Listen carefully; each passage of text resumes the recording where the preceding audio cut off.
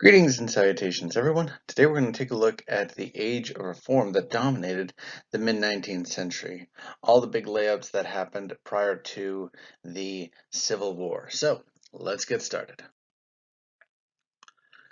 The biggest contribution from the age of reform may have been the utopian communities. These were new ideas that started to spring up that said that society itself could be reorganized on a cooperative basis to restore harmony, to help with general problems that existed within society, whether these were problems of too much individualism, too much excess, to the big gap between the wealthy and the poor.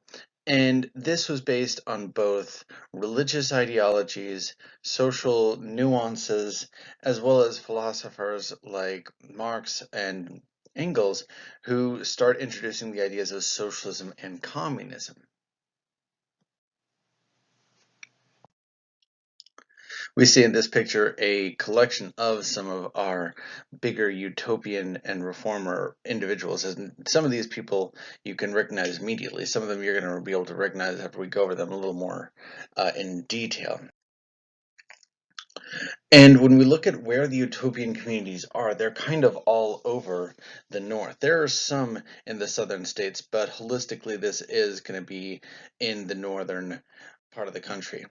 The most successful religious group was the Shakers, and they were called this because they believed that through a specific type of dance you could shake the evil out of a person.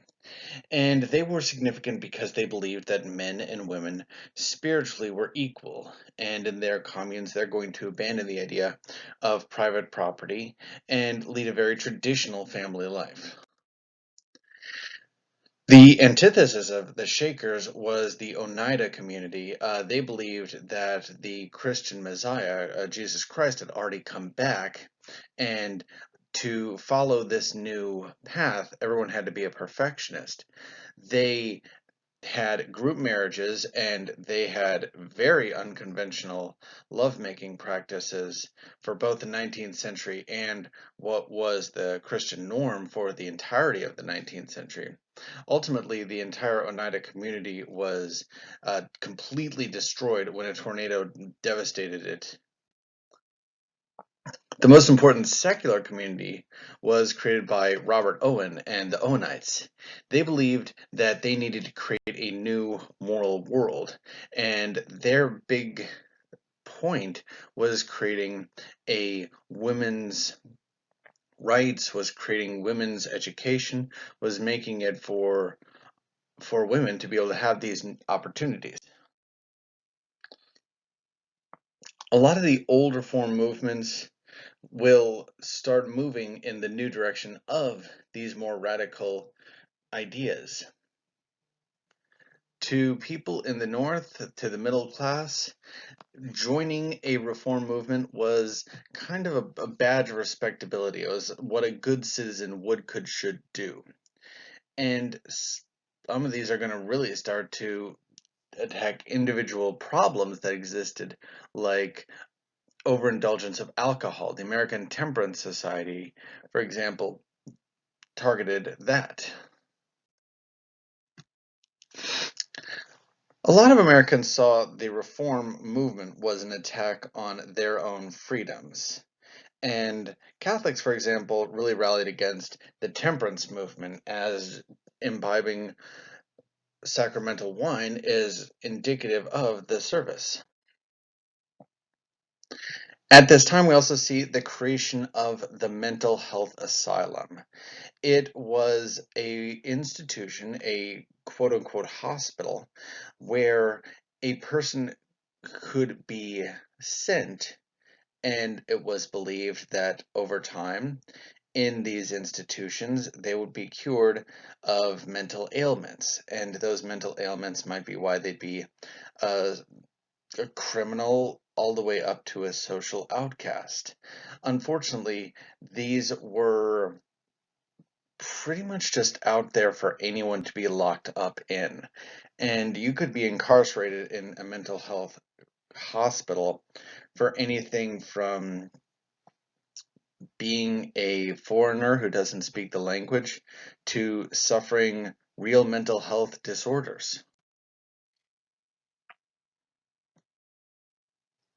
What we think of as public school, also the ideas of it started to come into existence during this time, and the seeds of it were also planted at this time. A common school that was supported by public taxes and starts being adopted pretty quickly. One of the early reformers for the common school was someone named Horace Mann, and Mann believed that educating the public at the same level would create equality for the entirety of society and would be a path for all of society to advance. A lot of these early common schools are going to give career opportunities for women, and however, there is definitely a gap between who is going to the schools and what the schools look like based on gender, based on race, as you look from north to south. The fight against slavery continued throughout the 19th century, and one of the big new ideas that came about for this was from the American Colonization Society. This group was put together in 1816, and they promote the idea that over time slavery should be abolished in the United States and freed slaves should be sent to a new colony that was established in Africa, and that colony ultimately became Liberia. And it was, there were a lot of prominent political leaders who are going to support this, from governors up to senators. But African Americans said this idea was terrible because this was the home they knew, this was the country they knew, whether it was a community, whether it was a place, whether it was a family, a lifestyle, a cultural thing, to say pack up and leave and go to the other side of the world, that was really, really unpopular. With some people wanting to take the abolitionist movement in a more intense direction, we also see the creation of militant abolitionism. The idea that to free slaves, you needed to do more than pass a political legislature. You needed to get angry and fight for this. And a couple of these would be David Walker. He puts together the Appeal to the Colored Citizens of the World, and it called out slavery, it called out racial prejudice. But the bigger impact was the Liberator, and this was a weekly magazine that was published in Boston by William Garrison. And this permanent voice, this weekly newspaper journal that comes out, gives a new perspective of abolitionism that hadn't been seen before. William Garrison was considered by some to be a guy who was just putting out a newspaper, but to others he was really radical, and his argument for immediate abolition started spreading pretty quick during this time. Abolitionists started realizing that for their voice, the printed work was instrumental, and it would carry forth. The religious revival even started to take a direction towards abolitionism as well. And Theodore Weld started the Abolitionist Mass Constituency that's created these speakers who would go out and say that slavery is a sin, that slavery is something that needed to go for the good of all mankind. Most abolitionists, whether they were militant or not, rejected the idea that you needed to use violence as a means of ending slavery. Abolitionists insisted that African Americans were not foreigners, they were countrymen. They were permanent, they were here. They were not inferior, they're just another person. The big thing that abolitionists really disagreed on was how useful the Constitution was for ending slavery.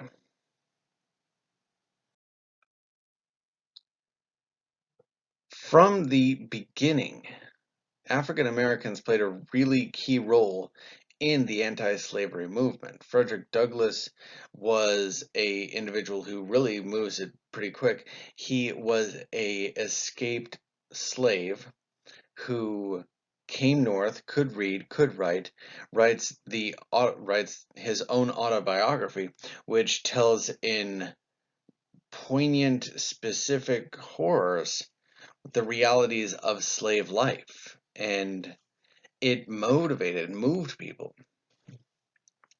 The story of Uncle Tom's Cabin from Harriet Beecher Stowe showed that this family was really a family, a slave family specifically. And it wasn't about any inferiority, it wasn't about any economic concept, it was about a family that was desperate to find freedom at any way that they could. Abolitionism started getting more violent the further north you went. There were some fears that if the slaves were all free, then the economy would collapse. That the social classism that made white supreme to all would disappear. And there was such a fear that this would happen that one abolitionist, Elijah Lovejoy, he was killed by a mob who was trying to defend his press. He was defending his abolitionist newspaper press, and he was killed. Mobs continued to attack and limit what abolitionists could do. They were convinced that this was going to be the thing that would break the country apart. Along with the rise of the abolitionist movement, we see the rise of the feminist movement as well.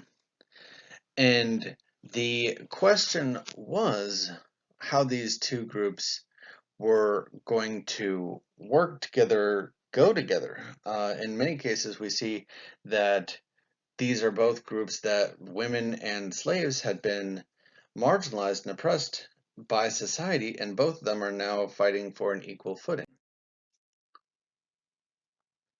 One of the popular early feminists were the Grimké Sisters, and they argued that there needed to be equality between the sexes, and they had these big lectures, they did big demonstrations and assemblies, and they made a lot of the early footwork.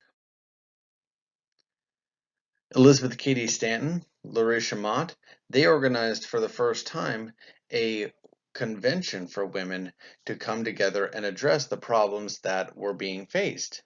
Specifically, suffrage. This was where, for the first time, a large organization is working for women getting the right to speak, to vote. The problem that a lot of these early feminists had is in the States, there's not a lot of support for them. And they get a lot of support from outside the United States, saying that women deserved all these opportunities that they needed to have. They deserved the right to be free as anyone else did. Some of the people are going to start, these early feminists are going to start changing the idea of the woman's sphere at home. And that might be from the domesticality of what women did to even how they dressed. The idea of these pants, these outfits that are in this picture, represented a new attire for women that was both acceptable and unacceptable all at once. The concept of the slavery of sex really encompassed that men were quote unquote superior and had total authority over all women at all times, and that marriage and slavery were usually tools that were used by feminists to justify both or have things that need to be corrected. The first big schism, first big split we see between a lot of early abolitionist groups is actually based on the role that women play in it. Whether it was, should women have a role in the abolitionist movement or not? And this question would be hearkened throughout the rest of the fight for freeing of slaves and the fight for women's rights.